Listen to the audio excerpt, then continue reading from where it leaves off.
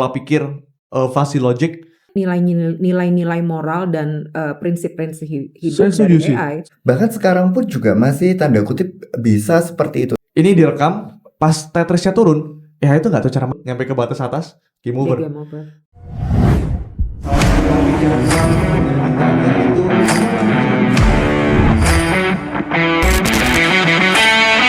Jadi memang karena kita tahu bahwa AI itu punya kelemahan yang kita harus waspadai juga. Yes.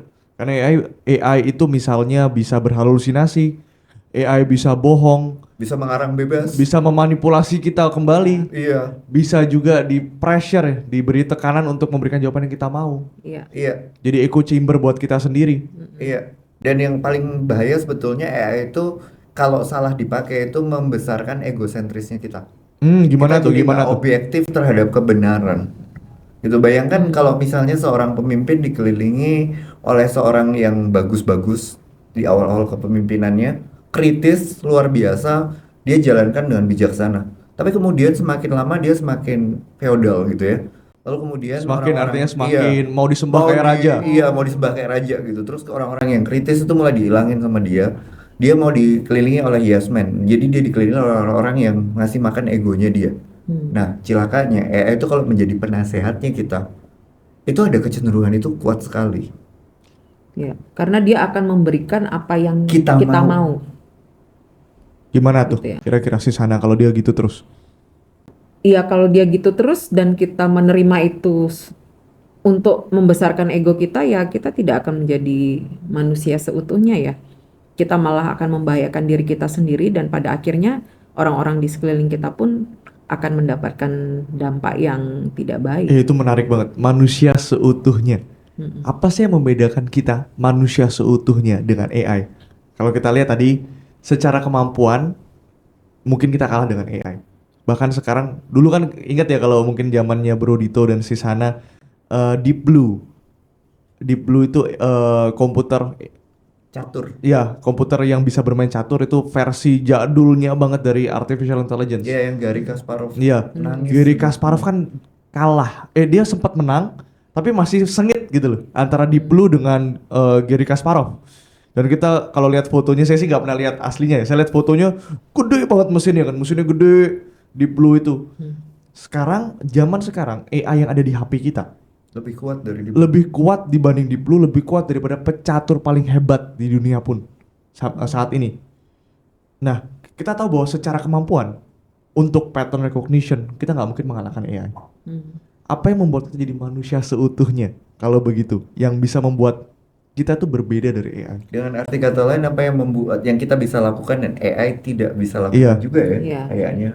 Untuk jadi manusia yang seutuhnya kan berarti kita punya interaksi dan relasi pribadi antara satu dengan yang lain, dan juga kita memiliki nilai-nilai moral yang jelas. Dan juga karena manusia itu adalah makhluk spiritual juga, kita mempunyai spiritualitas yang AI itu tidak punya ya. Jadi ketika kita mengandalkan AI yang berdasarkan asupan data itu kan juga dapat membuat kita memiliki pandangan yang tidak sesungguhnya terhadap interaksi antar manusia. Karena kita terbiasa berinteraksi dengan mesin, walaupun dia seolah-olah memiliki gaya bahasa yang seperti manusia. Jadi kita harus sadar walaupun AI itu gaya bahasanya mirip sama orang ngomong, tapi dia diprogram dan dia untuk sopan, untuk menyenangkan kita, untuk membantu kita. Biar kita nggak kaget, kita harus, karena manusia nggak bisa kita setting begitu kan? Nggak bisa. Kita nggak bisa kontrol bagaimana reaksi dan respon manusia lain terhadap apa yang kita katakan, kita perbuat, dan kita lakukan. Tetapi di sisi lain ada satu hal yang menarik antara AI dengan AI. Ketika mereka menyadari bahwa AI itu berbicara dengan AI, mereka bisa gibberish.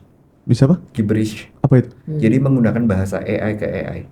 Jadi itu bahasanya kayak buzzing gitu. Oh, yang manusia tidak bisa pahami? Enggak, itu lebih cepat lagi. Jadi AI itu karena mereka adalah aslinya juga program, ya kan? Mereka memiliki bahasa native sendiri. Jadi lepas apapun yang terjadi, kita manusia itu dengan mesin akan berbeda. Kita harus menyadari itu. Kita dengan ciptaan kita tuh beda. Kan AI ciptaannya manusia ya. Ya. Itu akan berbeda. Naturnya juga berbeda, cara berpikirnya juga berbeda. Lalu kemudian bahasan aslinya mereka juga berbeda dengan kita. Nah itu yang kadang-kadang manusia nggak sadari karena terlalu intim dengan AI. Jadi tadi berelasi dan juga Manusia memahami dengan bahwa kita tuh manusia. makhluk juga makhluk yang spiritual. Kita punya pencipta, kita itu yang membedakan kita dengan AI. Iya. Tadi berelasi itu kan juga bicara tentang emosi. Saya tuh ingat pertandingan Go tuh catur Korea. Kalau pertandingan antara AI dan pemain catur Korea paling hebat, pemain Go paling hebat. AI ini luar biasa ya, by the way. Dia itu tidak dikasih tahu, dia tuh nggak dikasih data. Jadi dia tidak diberikan data permainan Go. Dia cuma dikasih tahu aturannya doang. Go ini aturannya seperti ini, cara menangnya seperti ini, mainnya seperti ini. Dan ternyata karena AI itu punya kapabilitas memproses yang sangat cepat, dia itu bisa mensimulasikan jutaan permainan dalam waktu yang sangat singkat. Manusia nggak bisa seperti itu. Dia bisa mensimulasikan cepat sekali sampai dia bisa menemukan strategi-strategi yang manusia butuh waktu ratusan tahun menemukan strategi tersebut. Dia dapat dalam waktu yang sangat singkat bisa menemukan strategi efektif itu. Dan akhirnya mainlah manusia paling hebat dengan AI dari buatan Google. Yang menarik itu adalah manusianya kalah telak. Tetapi ada foto yang saya lihat di internet itu pemainnya ini menangis ketika dia kalah. Dia menangis karena bagi dia ini bukan hanya permainan. Bagi dia ini dedikasi hidupnya. Bagi dia ini passionnya, kecintaannya. Bagi dia ini permainan yang dia meluangkan waktu banyak sekali dalam hidupnya. Dan juga bagian dari identitas dirinya. Bagi si Alpha, Google Alpha, AI-nya ini, dia nggak ngerasa apa-apa. Ini hanyalah sebuah permainan. Ini jelas sebuah Iya. permainan. Saya juga menangis waktu itu. Berapa tahun saya belajar fundamental saham untuk Buffettian, ilmu investasi seperti Warren Buffett ya. Tahunan. Belajar jadi analis pasar modal tahunan. Belajar untuk melihat fundament saham tahunan. Begitu AI itu melihat contoh pekerjaan saya, 20-30 contoh analisa saya, dia baca, dia bisa keluarkan untuk semua saham. Persis seperti yang saya pikirkan. Saya langsung bilang, apa fungsinya saya belajar ini bertahun-tahun? Saya puluhan tahun loh belajar fundamental analysis, iya kan? Jadi Belasan tahun. kalau tidak berhati-hati dan menyadari AI ini hanyalah mesin, itu manusianya bisa baperan ya ketika dia melihat bahwa apa yang dia lakukan dan kerjakan bertahun-tahun itu hanya bisa dapat diselesaikan oleh AI dalam waktu kurang dari 5 menit gitu. Karena kita manusia yang punya minim. Tapi justru menurut saya, baper itu membawa perasaan itu justru yang membuat kita jadi manusia. Iya, itulah yang membuat kita menjadi manusia. Itu poinnya, karena gini loh. Ketika kita itu tanda kutip ya dikalahkan oleh mesin, kita bertanya, lalu apa arti keberadaan atau eksistensial saya? Ngapain saya belajar ini seumur hidup saya kalau saya cuma dikalahin mesin? Nah, emosi ini aja bisa dirasakan oleh seorang dewasa. Bayangkan kalau hal ini terjadi ke anak kecil yang belum matang secara emosional, itu kebayang nggak hancurnya itu seperti apa dan bagaimana bahayanya itu bagi emosinya dia dan bisa aja mengakhiri hidup gitu.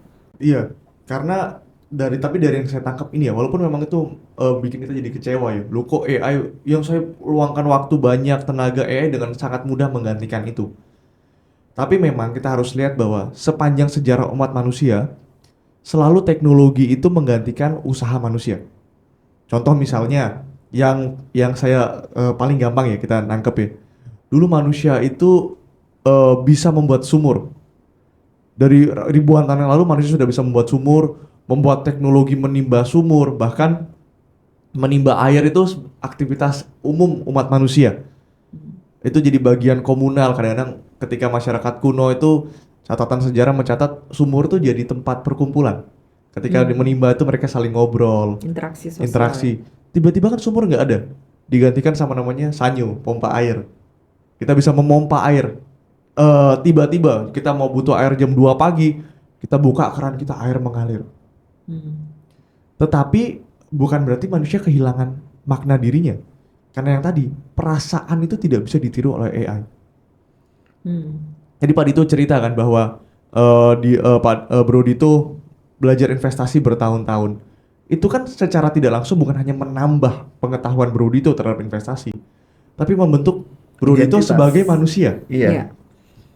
Dan beauty-nya tuh gini, teknologi lama ketika dikerjakan oleh seorang manusia dengan jiwa dan hati dia, itu tetap akan terus terang nggak akan bisa punah. Iya. Saya ambil contoh misalnya ya, kita tahu dengan teknologi yang luar biasa orang bisa bikin batik lebih cepat dengan cap. Iya. Lalu kemudian setelah cap masih manual ya, setelah cap itu lewat, dia akan bisa lebih cepat dengan printing. Iya. Ketika printing itu lewat, dia akan lebih cepat lagi dengan komputer imaging fraktal. Lebih cepat lagi bikin batik kan? Langsung Udah keluar tekstil. tekstil langsung masal. Iya. Tetapi yang namanya batik tulis yang dikerjakan dengan sungguh-sungguh dengan jiwa. Nah, ini value nih. Harganya juga akan tetap mahal. Orang tetap menghargai dan orang melihat ini sebagai sebuah maestro. Karena kita sebagai manusia bisa merasakan emosi orang itu. Iya, betul. Dan kita memberi Dan makna terhadap pekerjaan itu. menariknya orang Iya. yang sekarang itu bermain di batik tulis, dia juga menggunakan teknologi untuk meng-enhance diri dia. Jadi harusnya teknologi ataupun AI itu memajukan kemanusiaan, bukan menggantikan kemanusiaan.